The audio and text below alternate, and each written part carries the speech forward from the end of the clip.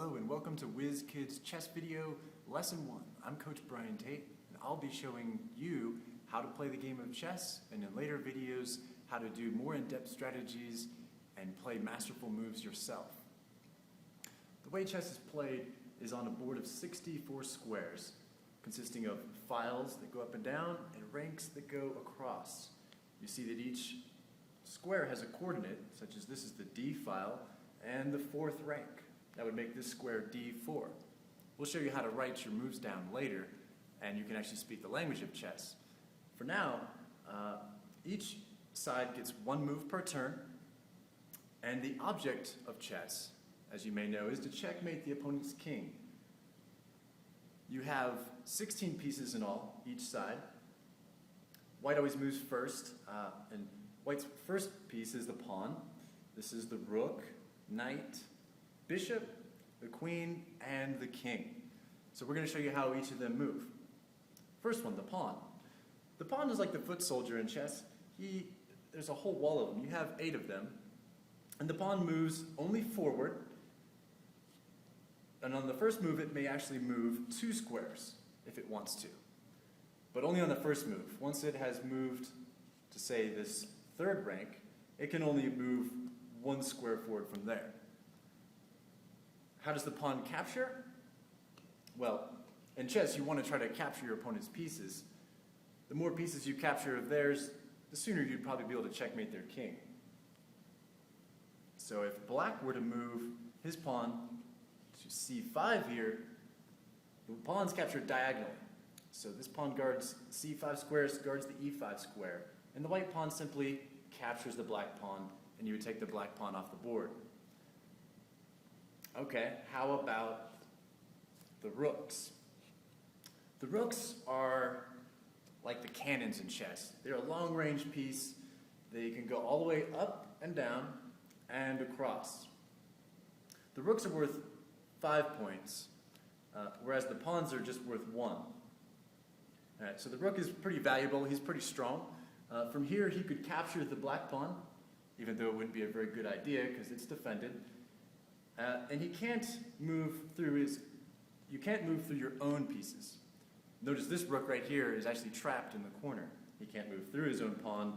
Only if that pawn were gone could he then move up to capture the black pawn if he wanted. Okay, we're going to learn how the knight moves. The knight is a tricky piece. It's the only piece that jumps over pieces. And it moves in an L shape, like up to and over 1. So you notice it hops right over pieces. And it moves in this funny L shape. From here, it can go up 2 and over 1 to this square. And from this place, the knight can actually attack 8 squares. Up 2 and over 1 here, up 2 and over 1 to the left. It can also go side 2 and up and down 1. You notice how there's this little L shape, down 2 and over 1, that makes an L. It can be a backwards L, and it can be a sideways L that goes this way. Up here, it attacks the f6 square, and so notice the knight in the center can actually attack 8 squares. Just to show you, because this is useful later on, the knight on the side of the board, they have a saying for this. They say the knight on the rim is dim, because from here he can only attack 4 squares, and if he were in the corner, just say it's even worse, he can only attack 2 squares. So where's the knight best placed? Obviously in the center. So that's the knight. How does the bishop work? Well, the bishop goes on diagonals. At first, he's a little trapped in there, but once you get a pawn out and he can come out, he goes along this whole diagonal, he attacks up here to c7, he can attack out this way, and he can also come back. Only pawns can't move backwards. The rest of the pieces can move forward and backwards whenever they wish.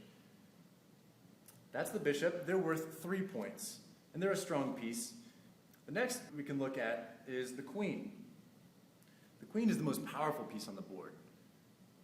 She's worth 9 points, and she works just like the bishop that goes on diagonals, and like the rooks that goes side to side and up and down. She's worth a rook and a bishop combined, and is a very powerful attacking piece. But you don't want to bring her out too early, because she's so valuable. Now how about the king? Well, the king in chess you are the king in chess. So you can't ever lose the king in chess. And you really don't want to bring it out too early because it's so valuable. The king moves one square in any direction. So he's kind of a slow king, but he's the most important, so you have to protect him well. That's how the pieces moves. Next we'll look at the special moves in chess. First of all, pawn promotion. When you get a pawn to the other side of the board, the white pawn advancing this way, and when it reaches the back rank, you get to promote it, and it can promote to any piece that it wants. Most all the time you're going to pick a queen because she's the most powerful. And you just put the queen right there where the pawn goes, and voila, you've got a brand new queen. The lowliest piece on the board can actually become the most powerful in chess. Now, castling. Castling is a very useful move in chess where you're going to actually get your king to safety at the same time you get to develop one of your rooks. It's a special move where the only time you get to move two pieces at once, and it's the only time the king moves two squares. Here's how it works.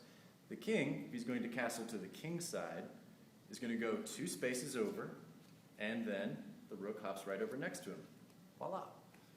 Now the king, as you can see, is being safe behind a nice castle wall, and the rook is here to protect any intruders from the back rank, and then the rook can also become very active himself, attacking in the center like this on the next move. Castling works the same way if you're castling to the king's side or to the queen's side. If you're castling to the queen's side, you go two spaces over, and the rook hops right over next to him. Notice he ends a little further from the board this way, but the castling still works the same way. Now you've got the king in a nice safe position behind a castle wall. The rook is now very active, and it's a great move. Now, there's some certain rules about castling, such as that you can't castle with any checks involved. You can't castle through check, into check, or out of check. So, if this black queen were right here, they'd be putting the king into check. When you're in check, you have to get out of check, but you can't castle out of check. So, in this case, white couldn't castle. Let's say the black queen were here. And now you can see it's attacking down here and guarding d1, right next to the king. Could white castle kingside? Yeah, because there's nobody blocking him. But could he go castle queenside? No, because he's crossing through black's line of fire there. So you can't castle through check or out of check. And if finally black's queen were here, guarding down here to the c1 square, you could not castle queenside because you'd be putting yourself in check. But in this case, you could castle kingside, and you always want to try to find the best place for your king to go. The last special move is an odd one. It's called en passant. It's a French word that means in passing. So let's say we have this black pawn here, and you see how he guards the f3 square. When this pawn passes through that square he guards to go up here, notice it's only when white does the double move, then he can actually capture behind that pawn, capturing him. And the reason this makes sense is that since black controls that square and is able to capture it, say if the pawn were to go just to here, he could capture, well, on the very next turn only, when white's passing through, it's as if black is able to capture right away. So just as he comes up, as soon as he's passing through, black captures him, and he doesn't get to stay on f4. So it's a funny move, a little bit tricky, but you need to watch for it. And mind you, you can only do it on the very next move, so that you can't play another move, say bishop to g7 here. You couldn't capture then on your next move. You only get that one chance. Finally, how do we checkmate the king? Checkmate is the way to win the game, so really it's the most important thing to know. In checkmate, you're going to attack the king to the point that he cannot get out of check in any possible way. Here, the black queen comes down and is now checking the king, threatening him, and as we see, the king can't escape through his own castle wall, nor can he go side to side because the queen guards all of this. And this is a simple back rank checkmate. Very common, you need to watch for those. Here in this position, let's say white has a rook here. This would be a little bit harder to checkmate the king because now the rook guards the back rank. But in this case, since the rook and the queen attack h2, the black queen can come capture h2, checking the king, and the king can't run, nor can he capture the black queen because the rook is defending, and that would put himself into check. Can't ever put yourself into check. So you have to guard your king very carefully in chess, otherwise a single move could end the game. Now there's a few ways to get out of check. In this case, if black were to play a blunderous move, a blunder is a bad move in chess, he puts the queen here checking the white king. Well, one of the ways to get out of check is just to capture the checking piece. No more check. Another way would be to block the check. Let's say black just played down here, checking the king. Is it checkmate? Well, the king can't move, but the rook could actually interpose. He could block the check. Now it's not actually checkmate, but then here in this position on the next move, black's going to capture and get checkmate. Okay. Finally, the third way to get out of check is to move the king. So let's say black had come down and checks the king. Here, white's got a little escape. He's got a little way to run out of the castle just in case, which can be a good idea. And when the black queen checks the king can run here to h2, no longer in checkmate. So there you have it. That's how you play chess. In the next videos, we're going to show you the strategies on how you can play even masterful moves and ways to find the moves easier so that you can play stronger moves more naturally.